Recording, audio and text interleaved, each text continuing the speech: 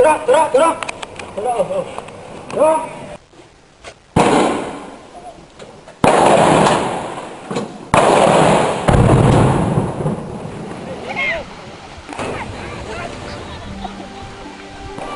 the immediate aftermath of Burma's first elections in 20 years, armed conflict between the State Peace and Development Council Army and Democratic Karen Buddhist Army in eastern Burma has resulted in the largest influxes of civilians fleeing into Thailand in more than a decade.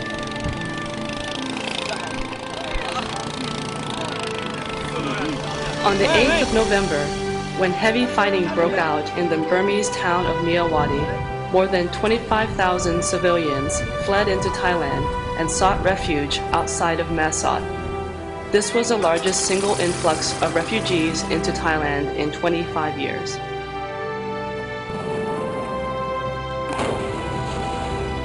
Armed conflict and the threat of further fighting have spread into other areas on the border in the weeks following the initial outbreak of violence, with thousands of civilians on the move and at risk in a hostile environment. All the signs from the past 6 weeks suggest that fighting will either continue the way it has, with sporadic outbreaks and violence and associated displacement of populations, or that it will intensify. There is also a risk that fighting may spread further along Burma's borders, as a number of armed groups continue to reject the government's attempts to transform them into border guard forces under central government control.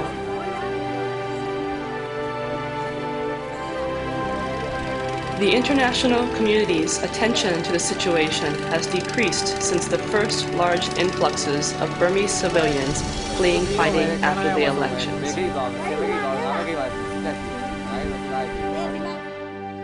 However, civilians in areas of Karen State opposite Thailand's Sangkhaburi, Mae Hong Son, and Tak provinces continue to move back and forth across the border area.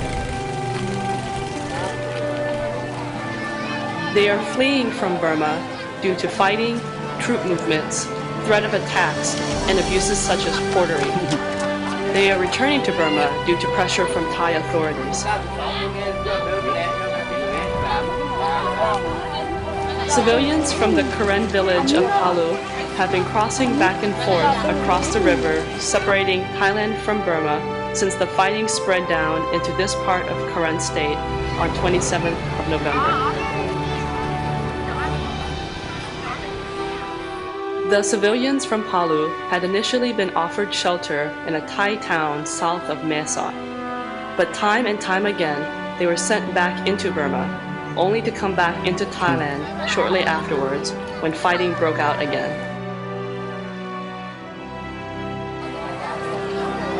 These people want to return to their homes where they need to tend to their crops and protect their livelihoods.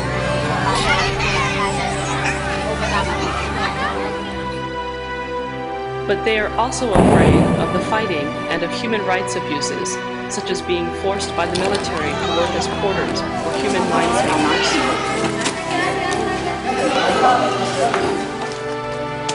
Hundreds of families now remain displaced and in hiding either side of the border, afraid of going home but unable to seek protection in Thailand.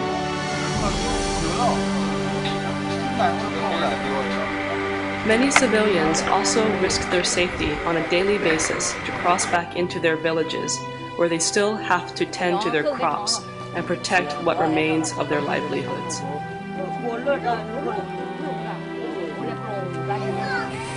As communities from parts of Karen State continue to face dramatically increased risks to their safety and livelihoods, protection mechanisms are urgently needed to stabilize the situation and ensure that civilians are not unnecessarily exposed to further risks.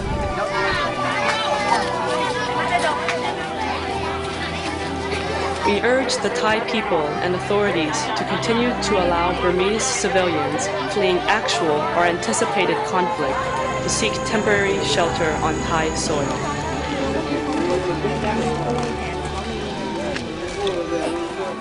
We request that civilians having sought refuge on Thai soil be allowed to remain until it has been determined that it is safe for them to return.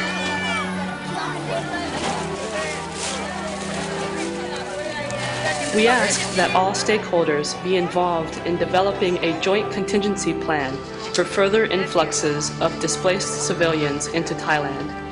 This plan should involve the Royal Thai government, UNHCR, INGOs, and local community organizations.